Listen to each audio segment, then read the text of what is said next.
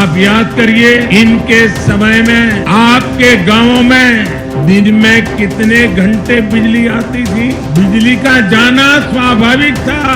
जैसे घर में कभी साल में एक दो बार मेहमान आ जाए, वैसे बिजली हम मेहमान की तरह आती थी। ये गौर परिवारवादी आपको बिजली नहीं, बिजली का झटका देने के लिए तैयार बैठे हैं। ये जो बीजेपी वाले कहते हैं कि हम लोग गौर परिवारवादी हैं, आपने अखबार में पढ़ा होगा, आपके बगल में बहराइच एक परिवार नेपाल से चला था, लेकिन जैसे ही नेपाल में लॉकडाउन लगा वो वापिस नहीं जा पाए। उन्होंने आगे बढ़ गए, उन्होंने देखा शायद अपने देश वापिस आ जाएंगे, यहाँ भी लॉकडाउन लग गया, यहाँ से भारत नहीं आ पाए, वो गर्व नहीं माना। उसके बाद अगर किसी ने मदद की किसी परिवार की, तो समाजवादी पार्टी ने उस लॉकडाउन बेटे को 1 लाख रुपए नमस्कार, आदाब, सत श्री अकाल। मेरा नाम अल्ताफ और आप देख रहे हैं दी घंटा। उत्तर प्रदेश के चुनाव में आज 5वें चरण की वोटिंग जारी है। पिछले 4 चरणों की वोटिंग हो चुकी है और आज 10 बजे तक 5वें चरण की वोटिंग में लगभग 15% वोटिंग हो चुकी है। शाम के 6 बजे तक वोटिंग होनी है। ऐसे में अंत में पता चलेगा कि आखिर आज जो कि एक हॉट सीट बना हुआ है, आज का चरण, उसमें कितने प्रतिशत वोट होते हैं। तो 12 जिले के 61 सीटों पर वोटिंग होनी है, जिसमें से अयोध्या और कौशाम्बी हॉट सीट मानी जा रही है, क्योंकि केशव प्रसाद मौर्य जो कि उत्तर प्रदेश के उप मुख्यमंत्री है, उनकी दावेदारी है कौशाम्बी में और वो इस सीट से लड़ाई लड़ रहे हैं अपने हक की, अपने सीट की। तो 4 चरणों के चुनाव में, 4 चरणों के वोटिंग में क्या नतीजे हुए हैं और 5वें चरण में आज क्या होगा, ये तो 10 मार्च को ही पता चलेगा, क्योंकि 2 चरणों के चुनाव अभी बाकी है, 2 चरणों की वोटिंग बाकी है। जो यूपी में 61 सीटों पर वोटिंग हो रही है, उसमें केशव प्रसाद मौर्य है। केशव प्रसाद मौर्य का एक बयान आया है वोटिंग से पहले कि 10 मार्च को समाजवादी पार्टी की जो साइकिल है वो बंगाल की खाड़ी में गिरेगी। 5वें फेज की वोटिंग में ऐसा केशव प्रसाद मौर्य ने कहा है कि जनता इस बार समाजवादी पार्टी की साइकिल को बंगाल की खाड़ी में गिरा देगी। मतलब उनका सीधा सीधा निशाना यह है कि इस बार समाजवादी पार्टी और बुरी तरीके से हारेगी। खैर, हार जीत का फैसला तो 10 मार्च को हम सब देखेंगे ही कि कौन क्या होता है, किसकी खाड़ी में साइकिल गिरती है। उसके बाद बात कर लें कि अयोध्या सीट पर पूरी दुनिया की, देश दुनिया की नजरें हैं। इसके अलावा कौशाम्बी है, हॉट सीट बना हुआ है, प्रयागराज है, प्रतापगढ़ है, उसके अलावा 50 से ज़्यादा और अलग अलग सीटें हैं। तो इस पेज में डिप्टी सीएम केशव प्रसाद मौर्य के साथ 6 मंत्री की इज्जत प्रतिष्ठा दांव पर है। इसमें एक और नाम जो कुंडा से है वो राजा भैया का है। वो भी पिछले 7 बार से कुंडा से जीत रहे हैं और इस बार भी अपनी प्रतिष्ठा के लिए लड़ाई लड़ रहे हैं। इलाहाबाद पश्चिम की सपा प्रत्याशी है ऋचा सिंह, वो वहां से लड़ रही हैं। अब थोड़ी बात कर ली जाए पास्ट की, जो 2017 में हुआ है, 2012 में हुआ है, किसकी कितनी दावेदारी थी, किसकी कितनी उम्मीदवार थी और क्या नतीजे थे कि 2017 में ऐसा क्या हुआ कि उत्तर प्रदेश में पूरी तरह से भाजपा ने अपना कब्जा कर लिया।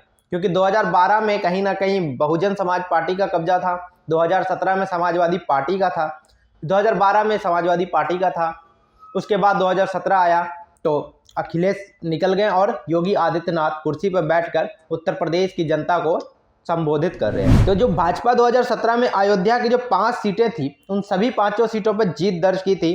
प्रयागराज की 12 में से 9 सीटें उन्हें मिली थी भारतीय जनता पार्टी को, और चित्रकूट की 2 सीटों पर उन्हें जीत मिली थी। और इस बार जो 61 सीटों पर जो वोटिंग हो रही है, उसमें से 48 सीटें ऐसी है जहां पर सिटिंग विधायक पहले से ही है जो खुद लड़ रहे हैं चुनाव। 2017 में इन 61 में से भाजपा ने 50 सीटें जीती थी। मतलब जो 61 सीटें, उसमें से 80% सीटें भारतीय जनता पार्टी ने अपने कब्जे में ले लिया था, यानी लगभग 50 सीटें कब्जे में ले ली थी। समाजवादी पार्टी को 5 सीटें मिली थी, वहीं बहुजन समाज पार्टी को 3 और कांग्रेस को 1 सीटें मिली थी। इन सीटों पर जनता ने आशीर्वाद दिया, वो लखनऊ की कुर्सी तक पहुंच गया। ऐसा कहा जाता है कि ये जो 61 सीटें हैं, जो 5वें चरण का वोटिंग जारी है, इसमें जो 61 सीटें, इसमें जनता ने जिसे आशीर्वाद दिया, यानी जनता ने जिसे जिताया, उसे लखनऊ की कुर्सी मिलनी तय है। तो 693 प्रत्याशी, जैसा कि मैंने पहले भी बताया कि आज यानी 5वें चरण की वोटिंग में 693 प्रत्याशी अपने प्रतिष्ठा, अपनी इज्जत के लिए लड़ाई लड़ रहे हैं। 14,030 पोलिंग सेंटर हैं,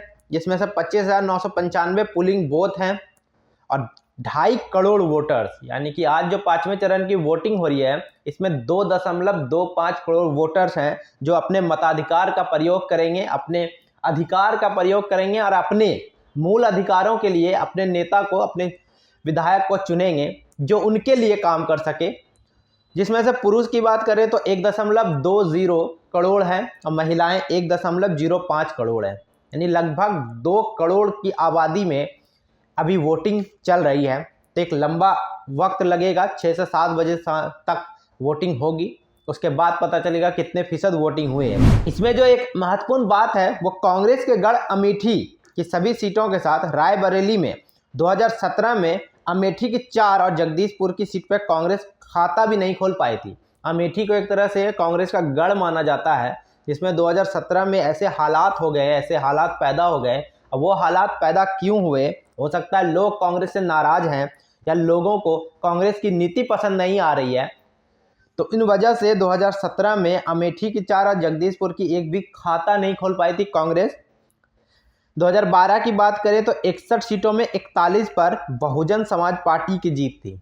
मतलब आप देखो तो 2012 की बात, बहुजन समाज पार्टी 2017 में फिर बहुजन समाज पार्टी और कांग्रेस ने 61 में से 46 सीटों पर चुनाव लड़ा था। मतलब गठबंधन की सरकार बनाई थी, लेकिन सिर्फ 5 सीटें ही मिल पाई थी, 5 सीटें ही मिली थी। वही बहुजन समाज पार्टी जिसे 2017 में 41 सीटें मिली 61 में से, 2017 आते आते यानी महज 5 सालों में उन्हें 5 सीटें मिली, वो भी गठबंधन होने के बावजूद। तो मतलब अगर आप इससे साफ साफ जाहिर होता है कि सरकार भले किसी की भी हो, चाहे कितने भी रसूखदार हो, जो इंसान, जो देश के नागरिक हैं, उनके पास जो मताधिकार का अधिकार है, उनके पास जो वोटिंग राइट्स हैं, वो अपने वोटिंग राइट से उसकी तख्ती पलट कर सकते हैं। अगर आप लोगों के लिए काम नहीं करोगे तो लोगों ने ये भी ठान लिया है कि 5 साल, बस 5 साल, उसके बाद आपको आपकी औकात दिखा दी जाएगी। तो वही हुआ है बहुजन समाज पार्टी के साथ। जो दलितों का मुखबिर बनते फिरते हैं, उन्हें लोगों ने बता दिया कि आप जो दलितों के नाम पर पार्टी बनाए हो, आप जो दलितों के नाम पर वोट मांगते हो, लेकिन जैसे ही आपको वोट दे दिया जाता है उसके बाद आप ना लोगों की सुनते हो, ना दलितों की सुनते हो, ना ही किसी और धर्म की सुनते हो, तो मैं फिर क्यों आपको चुनूं। तो बहुजन समाज पार्टी को तो लोगों ने नकार दिया। कांग्रेस का भी वही हाल है उत्तर प्रदेश में। अभी जो टक्कर है वो समाजवादी पार्टी और भारतीय जनता पार्टी के बीच में है। तो भारतीय जनता पार्टी अपने कामों से कितना खुश कर पाई है उत्तर प्रदेश की जनता को, ये तो 10 मार्च को पता चलेगा, क्योंकि लोग बेहतर जानते हैं अपना मुस्तकबिल चुनना। तो 2017 में गठबंधन के बाद भी बहुजन समाज पार्टी को 5 सीटें मिली, सपा को 26 सीटें मिली थी, सपा दूसरे स्थान पर रहा था। और जैसा कि हम सब जानते हैं 2017 से उत्तर प्रदेश में भारतीय जनता पार्टी की सरकार है, योगी आदित्यनाथ उत्तर प्रदेश के मुख्यमंत्री हैं।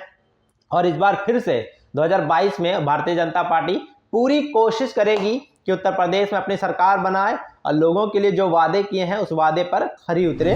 जो केशव प्रसाद मौर्य उत्तर प्रदेश के उप मुख्यमंत्री हैं, वो सिरातू सीट से आज अपनी प्रतिष्ठा बचाने के लिए वोटिंग करने के लिए निकले हैं। अपनी मां का आशीर्वाद लिया उन्होंने। उसके बाद राजेंद्र प्रताप हैं पट्टी सीट से, सिद्धार्थ नाथ हैं इलाहाबाद से। तो इन तमाम नाम हैं जो कि एक मशहूर नाम है, जो कि एक नामी नाम है, केंद्रीय मंत्री हैं ये भाजपा में।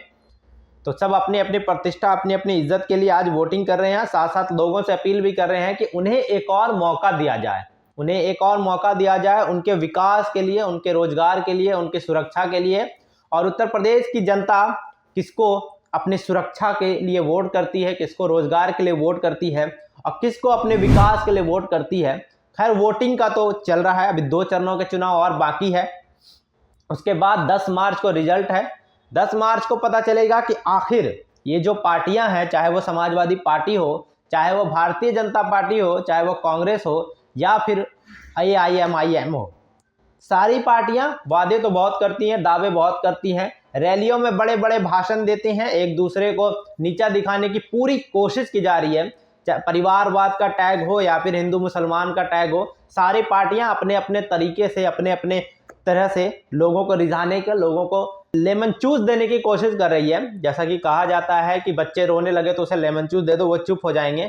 तो वही कोशिश सारी पार्टियां कर रही है कि लोगों को वादों का लेमन चूस दिया जा रहा है ताकि लोग उन वादों पर बहक जाएं और उनको उनके वोट का गलत इस्तेमाल करके गलत लोगों को जिता दें। तो खैर, जैसा कि प्रियंका गांधी ने भी कल कहा कि मैं उत्तर प्रदेश की जनता से नाराज हूं। प्रियंका गांधी ने ना ही विपक्ष को घेरा, ना ही किसी और पार्टी को घेरा, उन्होंने सीधे उत्तर प्रदेश की जनता से कह दिया कि मैं उत्तर प्रदेश की जनता से नाराज हूं और इन सब के जिम्मेदार उत्तर प्रदेश की जनता है जिसकी खामियाजा आज वो भुगत रहे हैं। क्योंकि विकास से हटकर उत्तर प्रदेश की जनता विकास से हटकर धर्म और जात पर इतना गुमराह हो गई है कि वह ये चीजें समझ नहीं पा रही है कि उनका मुस्तकबिल किसमें है, वो किसे अपना नेता चुन रही है कि उसके विकास के लिए काम करे। तो प्रियंका गांधी ने एक और दांव खेल दिया है, इमोशनल दांव, कि कैसे उत्तर प्रदेश के लोगों को गलत बता दिया कि आपने गलत नेता चुना था, आप गलत रास्ते पे चल रहे हो, इसलिए आपका हालात ऐसे हैं,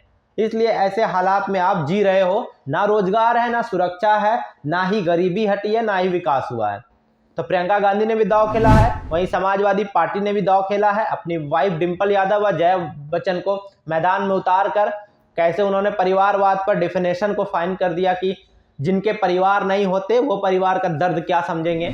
और वही मोदी जी, हमारे देश के प्रधानमंत्री, वो भी पूरा कहते रहते हैं कि जो उत्तर प्रदेश में 2017 में सरकार थी वो परिवारवाद की सरकार थी। तो खैर, ये आरोप प्रत्यारोप का दौर है, इसमें आप और हम भाषण सुनते हैं, समझते हैं, अपने दिमाग से काम लेंगे।